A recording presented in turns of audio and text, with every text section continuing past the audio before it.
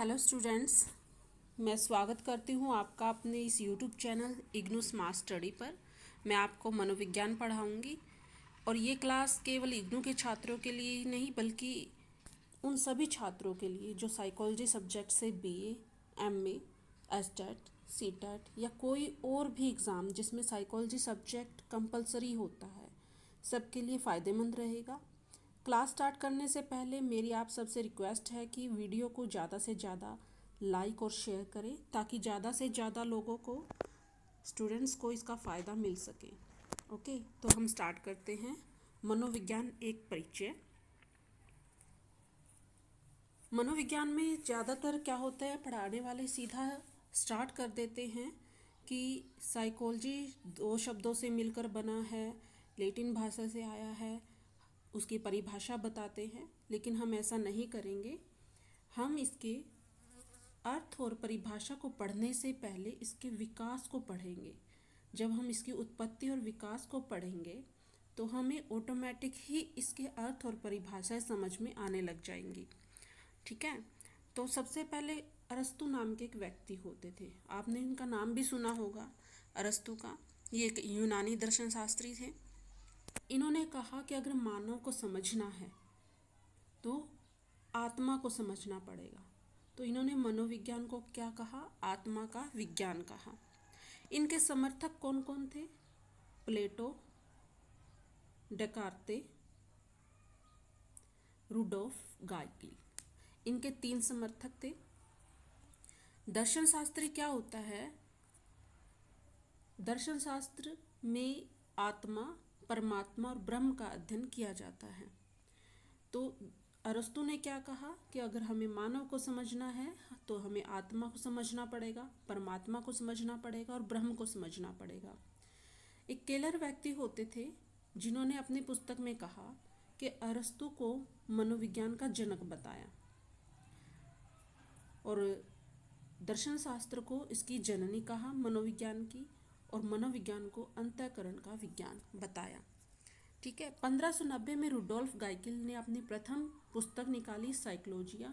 और ये पुस्तक रुडोल्फ गाइकिल की प्रथम पुस्तक थी, साथ ही साथ ये मनोविज्ञान का पहला ग्रंथ था। और इसी पुस्तक में साइकोलॉजी शब्द का पहली बार प्रयोग किया गया। अब हम इसके शाब्दिक अर्थ, इसी टाइम पे एक व्यक्ति गैरिट होते थे जिन्होंने साइकोलॉजी शब्द का वर्गीकरण किया। साइकोलॉजी शब्द का 2 लोगों ने वर्गीकरण किया है, एक है गैरिट और दूसरी है पोम्पोलॉजी। गैरिट ने साइकोलॉजी शब्द का विभाजन किया साइके प्लस लोगोस।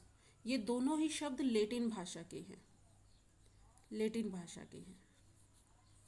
ठीक है, तो गैरिट ने साइके का अर्थ आत्मा बताया और लोगोस का अर्थ अध्ययन बताया। इस तरह से गैरिट के अनुसार साइकोलॉजी आत्मा का अध्ययन है।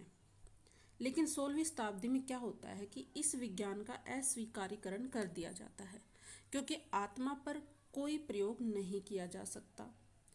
आत्मा का कोई रूप या प्रकार नहीं होता, अतः आत्मा का विज्ञान केवल नाम का विज्ञान है। फिर दूसरे व्यक्ति आते हैं, पोम्पोलॉजी, जो इटली के रहने वाले हैं। इन्होंने क्या कहा कि जो मनोविज्ञान है मन या मस्तिष्क का विज्ञान है। और इनके समर्थक थे जॉन लॉक, रिचरी, थॉमस रीड। कौन थे? जॉन लॉक, रिचरी, थॉमस रीड। ये 3 व्यक्ति थे जिन्होंने पोम्पोलॉजी को समर्थन दिया। इनके अनुसार जो हमारी 5 इंद्रियां होती हैं, यहाँ पे ये डॉट डॉट लगाए हुए हैं, हमारी 5 इंद्रियों को मैंने यहाँ समझाने की कोशिश की है। आजकल हम सभी को पता है कि 5 ज्ञानेंद्रियाँ कौन सी होती हैं। इंग्लिश में बोले तो 5 सेंस ऑर्गन्स, आँख, नाक, कान, त्वचा, जीभ, ये होती है। इनसे हमें किसी भी चीज़ का ज्ञान होता है और ये ज्ञान फिर हमारे मन या मस्तिष्क तक जाता है। जैसे मान लीजिए आप मेरी आवाज़ सुन रहे हैं कानों से और फिर वो आपके मन या मस्तिष्क तक जा रही है। आप ये वीडियो देख रहे हैं आँखों से, तो ये आपके मन में जा रहा है, सूचना जा रही है। ठीक है, तो इस तरह से पोम्पोलॉजी ने व्याख्या की कि जो मनोविज्ञान है वो मन या मस्तिष्क का विज्ञान है। यहाँ पे दोनों वर्ड यूज किए हैं क्योंकि भारतीय दर्शन शास्त्र के अनुसार मन का विज्ञान माना गया है और पश्चिम दर्शन शास्त्र के अनुसार मस्तिष्क का विज्ञान माना गया है मनोविज्ञान को। अब पोम्पोलॉजी जो दूसरे व्यक्ति थे, इन्होंने साइकोलॉजी का वर्गीकरण किया, गैरिट ने किया था। उसके बाद पोम्पोलॉजी, दो ही व्यक्तियों ने साइकोलॉजी शब्द का वर्गीकरण किया है। इनके अनुसार साइके प्लस लोगोस, साइके को इन्होंने मन कहा है, जबकि गैरिट ने आत्मा कहा था। गैरिट ने कहा था मनोविज्ञान आत्मा का विज्ञान है, आत्मा का अध्ययन है, जबकि पोम्पोलॉजी ने कहा कि मनोविज्ञान मन का विज्ञान है। लेकिन 17वीं शताब्दी में इसका भी अस्वीकारीकरण कर दिया गया क्योंकि मन अमूर्त होता है, हमें नहीं पता कि मन हमारे बॉडी के किस पार्ट में है, हम उसका अध्ययन नहीं कर सकते, तो इसका भी अस्वीकारीकरण कर दिया गया। उसके बाद आता है चेतना का विज्ञान, जिसे लेकर आते हैं विलियम वुंट, जो जर्मनी के रहने वाले थे और लिप्चिंग विश्वविद्यालय में प्रोफेसर थे। लिप्चिंग विश्वविद्यालय जर्मनी में है और आज के टाइम में इसे कार्ल मार्क्स विश्वविद्यालय के नाम से जाना जाता है। इनके समर्थक कौन कौन थे देख लेते हैं, जेम्स सीली और वाइस। इन्होंने कहा कि मनोविज्ञान चेतना का विज्ञान है। चेतना क्या होती है? मस्तिष्क का आंतरिक रूप चेतना होती है। जैसे मैं आपको कहूँ कि आपको ये वीडियो दिखाई दे रही है, आप आंखें बंद करो और आपको बताओ कि आपको क्या दिखाई दे रहा है। आपको कोई वस्तु दिखाई दे, आपके सामने रखी जाए, बोला जाए कि बताओ आपको क्या दिखाई दे रहा है, तो चेतना कैसे होती है किसी भी व्यक्ति को? अनुभव, भावना, अनुभूति और संवेदना, इन तीनों को मिलाकर के चेतना बनती है और मस्तिष्क का आंतरिक रूप चेतना होती है। और अपनी इस बात को साबित करने के लिए विलियम वुड ने 1879 में लिप्चिंग विश्वविद्यालय में प्रथम मनोविज्ञान की प्रयोगशाला की स्थापना की और इस प्रयोगशाला में वो चेतना पर अध्ययन करने के लिए अंतर्दृष्टि विधि का प्रयोग करते थे। 1880 में इनके ही प्रयासों से मनोविज्ञान एक स्वतंत्र विषय बन गया। अब यहाँ पे दो बातें हमें समझ लेनी चाहिए कि मनोविज्ञान के जनक कौन थे? अरस्तु। और मनोविज्ञान के आधुनिक जनक कौन थे? William Wundt. ये दोनों बातें हमें याद रखनी होंगी। 19वीं शताब्दी में इसे भी अस्वीकार कर दिया गया। किसे?